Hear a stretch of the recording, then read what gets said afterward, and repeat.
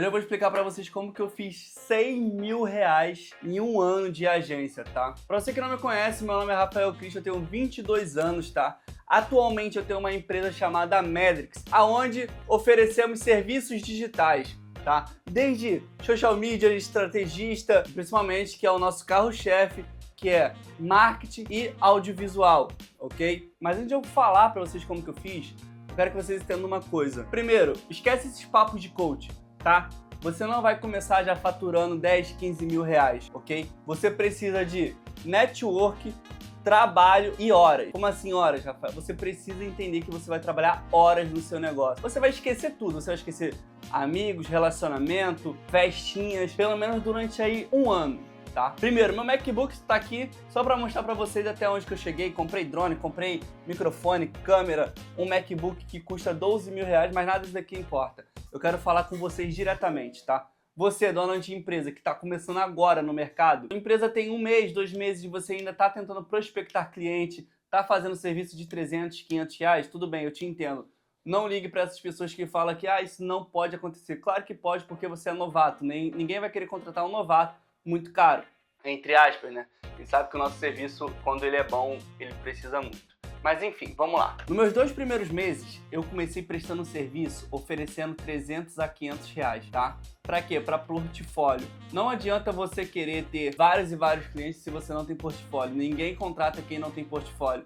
É igual quando vocês já ouviram aquele ditado que é tipo assim, você vai entregar currículo, as pessoas falam que você tem que ter o trabalho, você vai entregar currículo e todo mundo, pelo menos 90% na verdade, diz que não vai aceitar porque você não tem experiência. Só que como tem experiência, você não tem oportunidade. Então, basicamente, primeiro de tudo, você precisa ter o seu portfólio, você precisa ter ali clientes, cases, tá? Eu trabalhei durante um ano com uma cliente, onde esse cliente eu entregava tudo por 800 reais. Marketing, tráfego pago incluso, ok? Diversos outros serviços por 800 reais.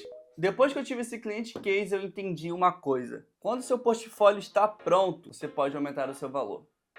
Depois desse cliente, eu tive mais 3 clientes que foram de portfólio. Um da área da beleza, um da área da educação, um da área da psicologia, né? E o outro que era uma loja de celular. Só depois de eu montar esse portfólio que eu consegui aumentar o meu preço. Rafa, qual é o momento certo de aumentar o seu preço? Quando você começa a perceber que você está trabalhando muito e que você está tendo investimento. Eu vou te dar um exemplo. O seu celular, a sua câmera, o seu drone, o seu MacBook, o seu microfone, a sua iluminação, eles custam valores. Quanto mais você tem equipamento, quanto mais você cresce na sua empresa, você precisa aumentar os seus valores, tá? O que eu vejo muita gente cometendo erro é medo de cobrar. Pessoal, eu vou falar uma coisa pra vocês. Não compare o bolso do seu cliente com o seu. Às vezes você pode estar ferrado, mas o seu cliente não está ferrado. Você está ferrado não significa que o seu cliente está, ok? Então, vou te dar um exemplo. Eu moro na Barra da Tijuca. Aqui, se eu cobrar 2 mil reais, pra mim é um valor um pouco salgado. Mas para 95% da galera que... 90 não, uns 80% da galera que mora aqui na Barra é um valor tranquilo. Então, por que eu vou ficar nessa neurose, sabe? Mas eu entendo. Depois que eu fiz tudo isso, eu fiz o principal, que foi um dos meus maiores segredos para eu conseguir cliente. Eu criei conteúdo de dia, de noite, de tarde. Não adianta você, por exemplo, dono de agência, chegar e falar pro seu cliente que ele precisa criar conteúdo e você mesmo não criar. Se o cara que tá querendo falar para ele que tem que criar conteúdo, tem que se posicionar nas redes sociais, não se posiciona, o que ele vai pensar de você? E outra, cliente quer resultado. Cliente não quer vídeo bonito, cliente não quer arte bonita, cliente quer resultado. Enquanto você estiver entregando resultado para ele, ele vai ser seu cliente. Aprenda isso. Não adianta você passar 1 milhão de horas editando um vídeo bonito, 1 milhão de horas fazendo uma arte bonita se você não faz tráfego pago. Se você não dá resultado para o seu cliente. Essa é a maior realidade. E quando eu percebi isso, já era um pouquinho tarde. Por quê? Eu perdi um cliente porque ele falou que eu não dava resultado para ele. E eu fiquei pensando, cara, eu faço vídeo bonito para ele, eu entrego tudo que ele pede. Por que caralho eu não estou entregando resultado? E eu entendi. Você acha que o seu cliente prefere dinheiro ou prefere seguidor no Instagram? Seja bem sincero, ao menos que ele seja influenciador, tá? Se ele for influenciador aí, às vezes ali ele vai preferir mesmo teus seguidores.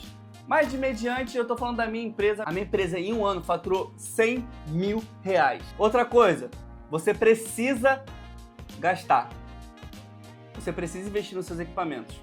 Não adianta você querer cobrar 3 mil reais para gravar uma festa de aniversário se você vai lá só com a sua câmera. Só a câmera não dá credibilidade alguma. O que eu fiz? Comprei um gimbal, comprei uma iluminação, comprei um microfone, comprei um drone. Porque isso agrega muito toda vez que você vai produzir um conteúdo para o seu cliente. Ah, mas o meu cliente... Foda-se.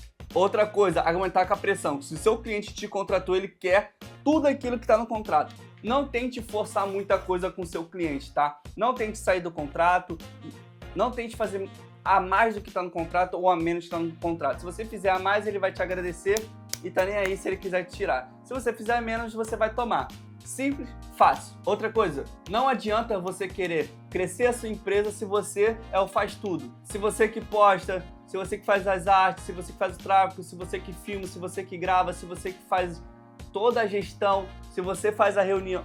Não tem como a sua empresa crescer se você fizer isso, tá?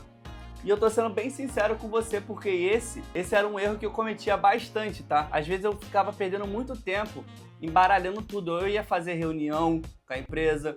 Por exemplo, agora eu tô gravando pra vocês, são 10h30 da noite. Quem tá fazendo a reunião com a equipe é o Wallace, que é o meu sócio. Porque se eu fosse parar pra fazer reunião com a minha equipe, eu não estaria gravando aqui, eu tenho muita coisa pra fazer. Então eu contratei o Wallace justamente pra ele ficar nessa parte, pra ele realmente fazer tudo isso pra mim. Wallace, muito obrigado, cara, você é foda, tá? Então vamos lá, você precisa contratar uma equipe. Ah, mas eu não tenho caixa, contrate um estagiário. Acabou. Precisa achar alguém para demandar. Ah, mas eu cobrei R$1.000 pro cliente e fiz 4 vídeos para ele. Tá bom. Arrume alguém que edita R$50. Você cobrou R$1.000, você vai ficar com 800. R$200 ali vai para a questão da edição. Infelizmente você tem que demandar. Porque se você for fazer tudo na sua empresa, você automaticamente vai parar ela. Você vai virar o gargalo da sua empresa. Porque você não vai conseguir atender mais clientes, você não vai conseguir fazer mais nada. Você só vai ficar em prol de fazer tudo para o seu cliente. E eu entendo que no começo é assim mesmo, mas eu me arrisquei. Quando eu comecei a agência, eu ainda era CLT, então o que eu fiz? Eu pegava meu dinheiro do CLT. E olha só, deixa eu te falar uma coisa. Você que é pai, você que mora sozinho, é totalmente diferente, tá? Eu morava sozinho, eu não sou pai, mas eu já morava sozinho, então a gente sabe que a gente tem que fazer diversas coisas, mas enfim. Irmão, se você quer essa porra, você tem que fazer. Não faça nada de graça, ao menos que você veja vantagem, tá? Se você vê vantagem em fazer algo de graça para aquela pessoa, faça. Um dos maiores erros que eu cometi na minha vida e no meu trabalho foi fazer muita coisa de graça para promessas vazias. Como, por exemplo, eu já ajudei um bar, onde esse bar, basicamente, eu filmei a pré-inauguração, a inauguração, eu fazia vários conteúdos. No final, quando eles tiveram ali a condição de contratar alguém, o que eles fizeram? Me chamaram? Claro que não, chamaram o outro. Eu fiz a minha design fazer mais de 150 artes de graça para uma pessoa, com promessas vazias. E o que acontece? Depois que ela conseguiu, contratou outro. Não faça nada de graça se você não souber o network que aquilo vai te dar.